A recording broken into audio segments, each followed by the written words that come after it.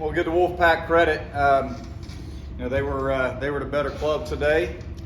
I thought we did a good job early in the game. Jumped on them early, scored a pair of runs, and after that we had some opportunities. Obviously, in the fourth, at first and second, nobody out, and failed to get a bunt down. Didn't score in that inning, and had bases loaded in the fifth with no outs, and had a pair of strikeouts.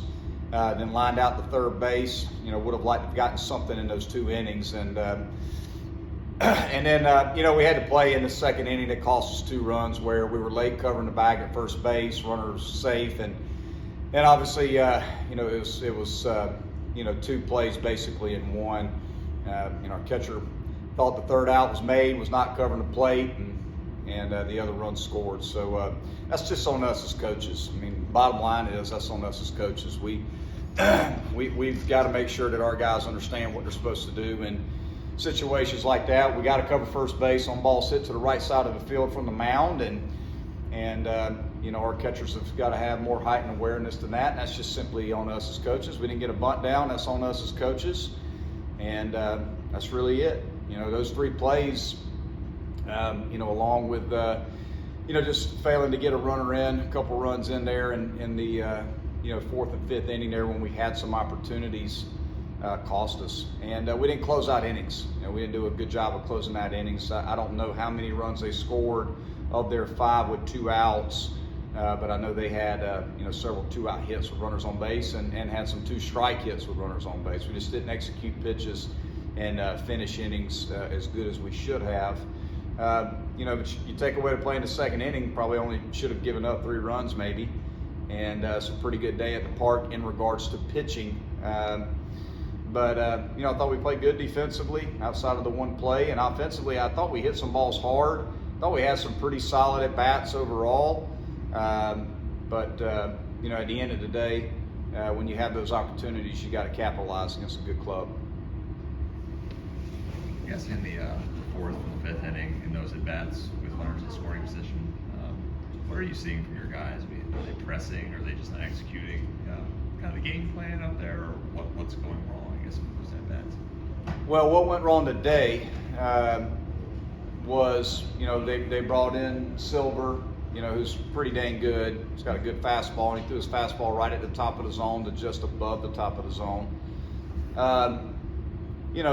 Wagner took 2 good swings, and then he threw him a breaking ball, and he hadn't seen that pitch yet. He just froze him, on a breaking ball.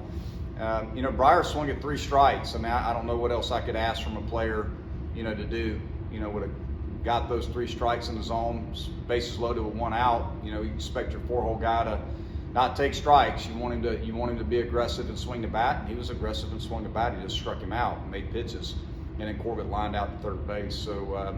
The only thing that I just talked to them about it. I mean, the only thing that I can ask for our guys to do with runners in scoring position is not try to do too much, but be aggressive when you get a strike. That's hard to do. You have to think about it from a hitter's standpoint. He has to be aggressive in the strike zone, but he can't try to do too much. He has to try to use the whole field, and it's not as easy as it looks. But that's it. I mean, and then as far as getting the bunt down, we just got to get the bunt down. There's really no excuse for it outside of that. We work on it. We don't work on it enough, obviously, and we need to do a better job of making sure our guys are in a position to be able to get that done. Overall, you guys struggle at times to hit with runners in scoring position. Are you happy overall with y'all's approach at the plate in those situations? Well, I mean, I'd like for our team to be better with runners in scoring position. Yes, I mean we work on it every single day. So I think our plan in regards to with runners in scoring position is sound. I think it's just a matter of we have to execute it. It's really that simple. I guess when things were going well, and you guys were 14-0, you're talking about I think the players and you guys were talking about how close everyone was as a team with great chemistry. Right. Obviously things aren't going perfect now. I mean, how would you say that has shown itself, when it's not been going as well in terms of how their mentality is, and how they're approaching things day to day? Well, I think I think it's I've been doing it long enough to know. I think when teams are going good, they're just having fun competing. You know, everything's clicking, everything's going well. There's no adversity, there's no struggle. You know, everything's going great. You know, when your team struggles some, you're constantly trying to find answers, and the players are pressing. You know, they put a lot of pressure on themselves to perform because they have to read it on social media and everywhere else, right? So I mean, they're human.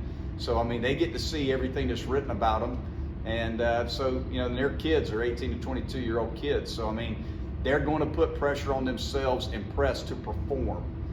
So you know, the biggest thing we try to do is stay consistent. I think our guys are doing great in regards to that. I think they're, you know, you can tell, you know, when we're going through tough times, you know, their spirits are down a little bit because, you know, I think they want to win. I mean, they want to perform.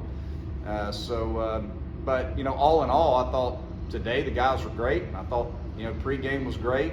I think they're in pretty good spirits right now after talking to them after the game and going over the game notes with them. And you know, you got to be resilient. That's the bottom line. You know, you've got to have a short memory, and you got to be resilient. You got to be able to, you know, bounce back and go win a series tomorrow. I mean, we have an opportunity to win the series tomorrow. It's all about, you know, which team plays the best. It's not the best team in the game of baseball. It's pretty simple. It's the team that plays the best baseball wins. If we play better than they do, then, you know, we'll be all right. So, you know, I think the guys are in good spirits and we'll be ready to go. I guess how meaningful would that be? Obviously, having lost 2 ACC series to start conference season, just to be able to, you know, finish one with a win. I mean, what would that mean for you guys? Do you think you could pull that out? Well, I think everybody knows how important, you know, tomorrow is, and I think we all know that. You know, it's not something, again, my job is to take pressure off my team, not put pressure on my team. So it's very important to me that, you know, we don't talk about must wins and have to do this and this has to happen, because they're not going to respond very well to that. You know, the biggest thing that we talk about with our guys is what do we have to do against their starting pitcher tomorrow? What have we learned over 2 games versus their lineup when it comes to pitch location and execution of pitches to get their hitters out? You know, and that's it. You know, we plan for the starting pitcher and we plan on how to get their lineup out, and then the guys have to execute. It's really that simple. And if we do those 2 things, if we execute pitches and we execute a good game plan against Highfield, who's starting tomorrow for them, then I feel really good about our chances to win the game. So we're going to do everything we can to prepare our guys to be successful, and we'll go in tomorrow's game ready to go. Anything else, Coach? I guess talk about social media and being able to see everything. Do you tell them to get off their phones or get off social media? I don't. No, I don't. I mean, they're grown men. You know, I mean, I treat them like men. I don't treat them like kids. You know, I don't police my guys when it comes to social media or, you know, all that stuff. I mean, you know, they're kids. They're going to be on their phones. I mean, I don't want them to be any different than anybody else off the field. You know, I want them to be college kids. So I don't get into their personal lives. I don't get into what they do off the field. I trust them that we're going to have a professional approach to what we do, and when they come here, you know, that they phase all that out and let's go compete together to win games. So I don't really get too involved with that. You know, my biggest rule on social media is very, very simple. I live by it. I tell the team this every year. You know, we do our criticisms in person and we do all our praising in print. So when it comes to social media, it's all praise and it's all positive. Don't put anything negative or critical on social media, because I don't do it and I don't criticize. If I got something to say that's negative about anything, I do it to the person. I don't put it on social media. So that's the way we go about things here at Clemson in the baseball program. Thank you, Coach. All right.